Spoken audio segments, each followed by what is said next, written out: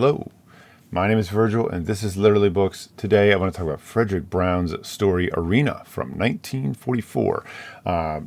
A traditional sci-fi story. I think this qualifies for the Rocket Summer thing for the second week of July. We're going to hope so. I don't really know. I didn't look at the rules. I just started reading. If that's fair enough. I just picked a story, and this one came up. I know it's very popular. Apparently, there was a Twilight Zone episode that may or may not have been based on this. I don't know the Twilight Zone episode name. And then there was a original series Star Trek episode titled Arena that was slightly different, but I think that they gave Brown a little bit of money to sort of say, yeah, it's pretty close. And the premise of the story is this. Humans and aliens, the outsiders, are about to have a massive confrontation. This confrontation is likely to destroy completely one of them and to send the other one back so far that they will essentially regress by 1,000 or more years of technology, right?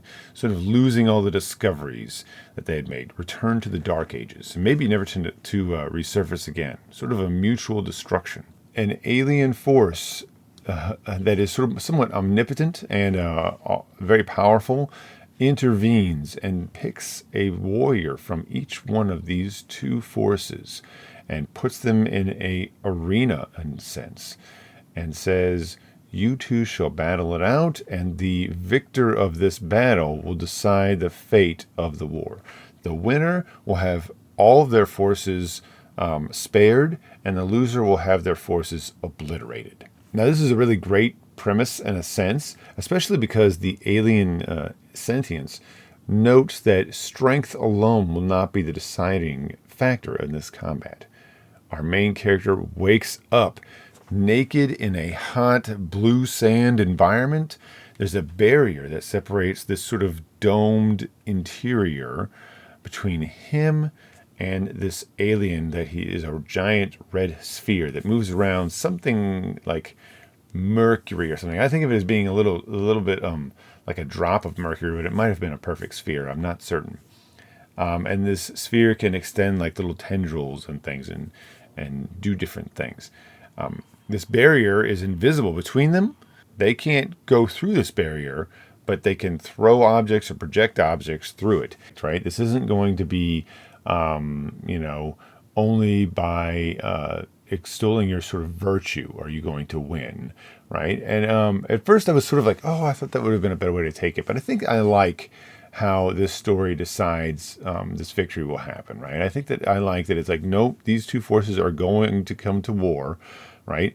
An individual decision by one party is, or even these two parties, these two individuals, is not going to sort of negate all this animosity these two forces have for each other, right? Someone will have to win. Someone will have to win this battle, right? You can't subvert the rules of the conflict. I like that it decided to stay that way, right? I think that's a good choice. I mean, obviously this is fiction of a time that would decide that anyhow, but I think I appreciated that that's what it decided to do and didn't try to evolve it into something else. It's just really great classic sci-fi, in my opinion. I've only read a little bit of Fredric Brown. What I knew Fredric Brown from was that extremely short piece of flash fiction called Knock. I had to look up and try to figure out what it was. Richard knew what it was right offhand. But I had read that a long time ago and thought it was really great. There's two versions of Knock, or I think there is. There's Knock, which is flash fiction, which is just two sentences, which I'm not going to say here. It's worth looking up and being surprised by. And then there's a longer story that he went back and wrote from that I do not think is really worth your time. I read that last night. It's okay. I really don't. It's kind of goofy. I don't think it does anything that great. It tries to sort of like subvert itself in a way, and it's a little silly. It's okay. It's okay if you want to try it, but I think it's just okay.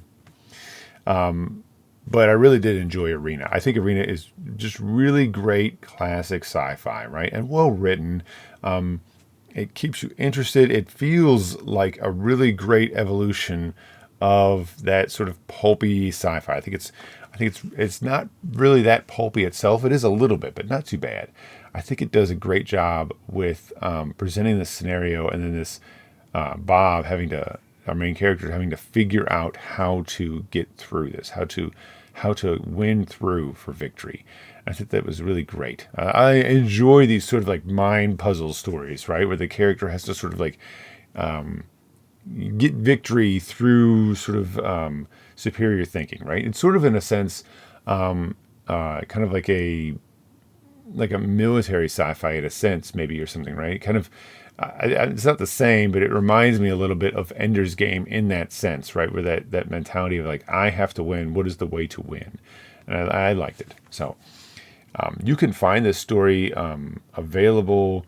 I'm fairly certain in like an e-format online for free. There's also a really great reading in 3 parts by Edward E. French, I believe. I'll put a link to the first one of those in the description that I tried and was great. His reading is so good. He has a fantastic reading. I did a couple of his stories that he read. An hour and a half, roughly, of your time to enjoy this story. I think that I know the story Arena from Star Trek. I think it's different enough. I think there's more to it than just like what the Star Trek episode presents. So thank you very much for watching. A like and a subscribe are appreciated if you enjoy this content. There's also a support link if you're interested. Go out there and check the story out. Hopefully it will help guide you. If you yourself ever find that you are in an arena type scenario, you will know how to think outside the box and to win through. I'm rooting for you. That's it. Thanks very much. Bye.